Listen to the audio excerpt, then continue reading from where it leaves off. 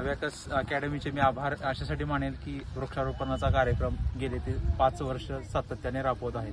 मी यावर्षीच उपस्थित राहू शकलो आहे. दरवेळेस त्याची सार्थकची उपस्थित राहते, पण वृक्षारोपणाबद्दल मला मूळताच प्रेम आहे. कारण मी मुळात शेतकरी असल्यामुळं वृक्षारोपणाचे धडे किंवा वृक्षारोपण ही काळाची गरज आहे हे मला लहानपणीच समजलेलं आहे. पण आता जसं सुरुवातीला सरांनी सांगितलं की वृक्षारोपण लावल्यानंतर त्याची निगा राखणं, ते वाढतंय का नाही, त्याला पाणी देणं, हे जसं जमेल तसं वेळोवेळी करणं गरजेचं आहे. कारण वृक्षारोपणामुळे आपल्याला ऑक्सिजन मिळतो आणि आपण जिवंत राहू शकतो, ही काळाची गरज आहे. असेच वृक्षारोपण दरवर्षी करत राहा. सरांना आणि अबॅकस टीमला माझ्यातर्फे खूप खूप शुभेच्छा.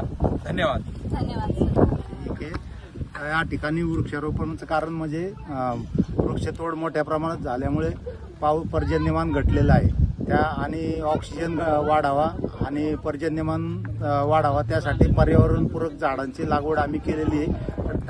नुसती लागवड न करता त्याचं संगोपन करण्यासाठी आम्ही इथं हा स्पॉट पर्यटकासाठी हे केल्यामुळं याचं संगोपन पण करता येईल. धन्यवाद. ठीक आहे.